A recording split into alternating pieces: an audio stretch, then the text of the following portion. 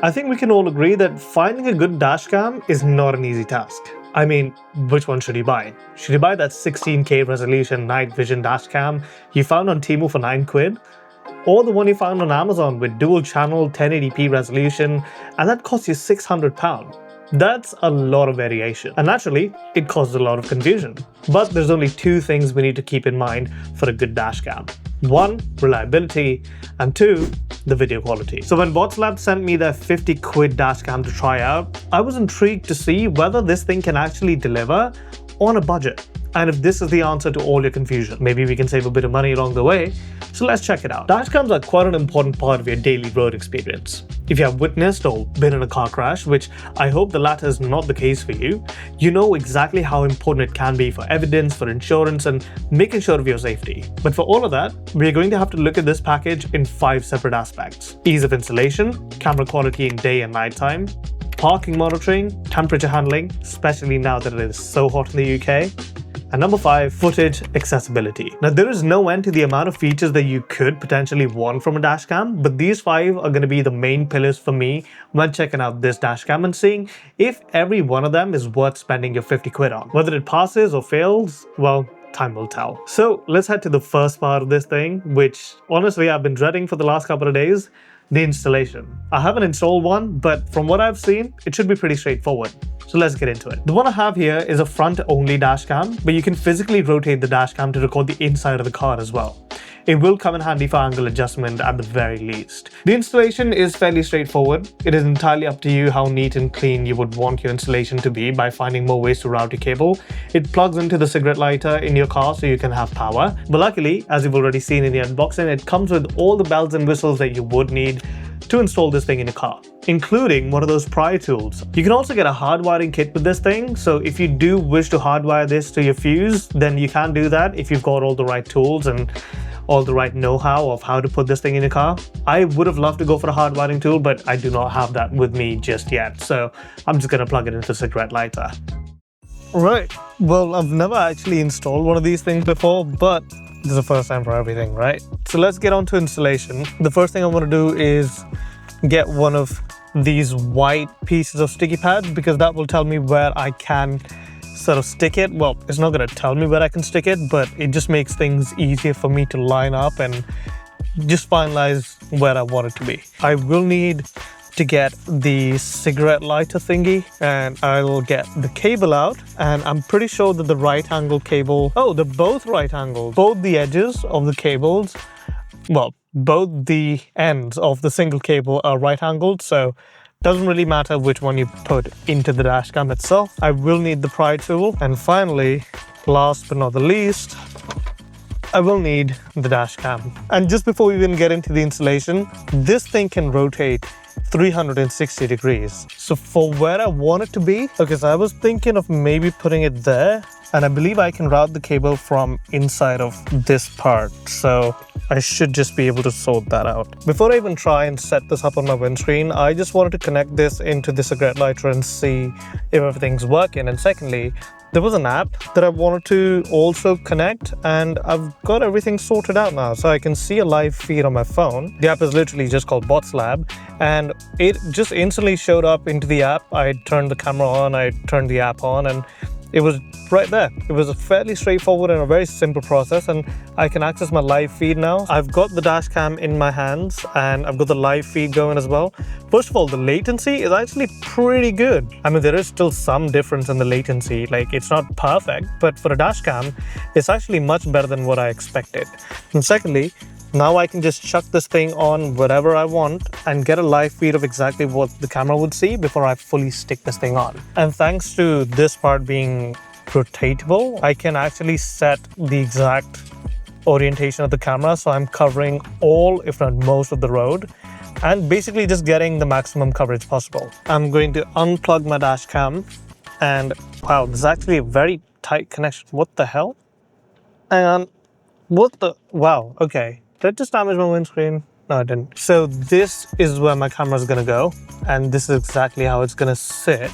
And I think it is good enough, and it stays away from my particular field of view, especially when I'm driving. The first step is to clean the area with the included microfiber cloth, where I'm going to be sticking the transparent adhesive on top of which I will be sticking the dash cam. I will stick it right here, and because I don't want any air bubbles, I'm gonna go from the top to the bottom really slowly.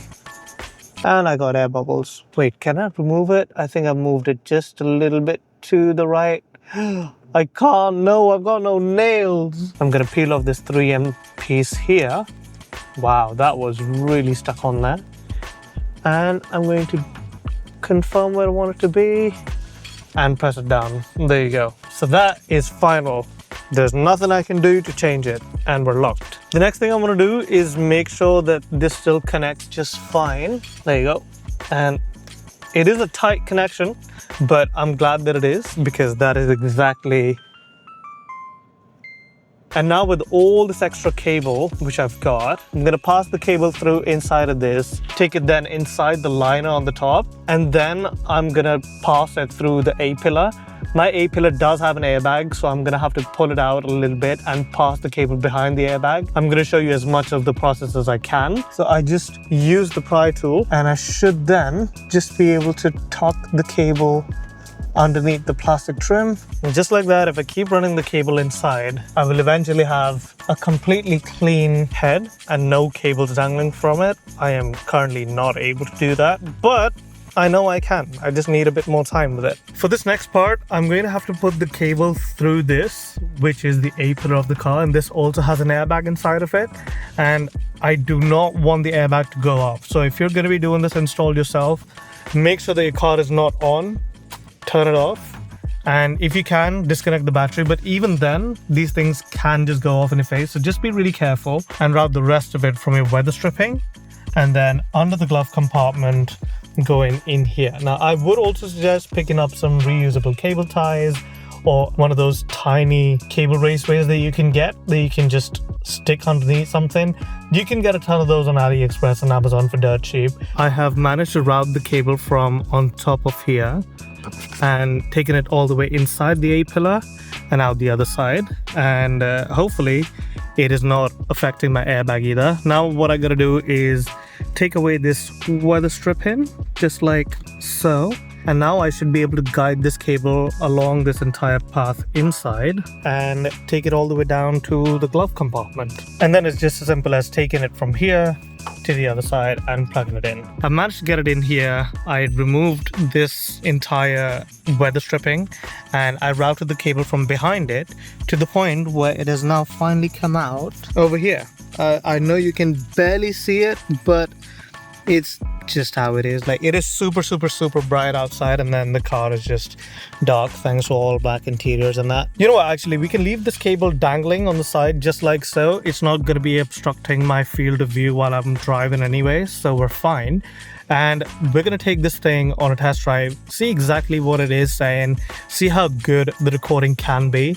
And luckily, I've still got just enough slack on the cable to adjust the angle however I'd like. So it chimes every time the car comes on, and I mean, I can live with it, that's fine. It's not really a problem. It's a matter of safety, so I don't really care all that much about that. But it does say at the end of it, start recording. I don't know if it means that I should press the button on it every time I'm on a trip. So I haven't actually set that thing to record. I haven't necessarily pressed a button for it to start recording.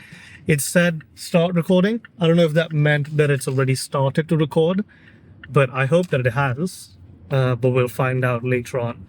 I believe I should be able to access the files either through the memory card in the dashcam, or should I be able to just get it from the app, which I think is also a more likely scenario. We're gonna stay inside of our speed limits in kbhd. You know what, because this is a 2-liter, I love to just launch this thing.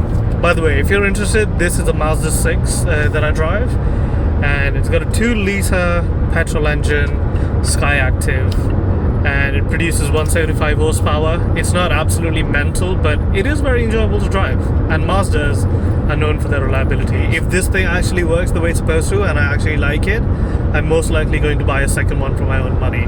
This one Botslab did send out to me, but I'm under no obligation to say all nice things about it. So If this thing is bad, I'm gonna rip this thing into pieces. So I'm hoping that it's wide enough to just pick everything up. I'll be able to see if that is the case, which most likely it should be, because when I was setting this camera up, it was a really wide field of view. So I'm actually really happy about. Okay. Thank you very much, good sir.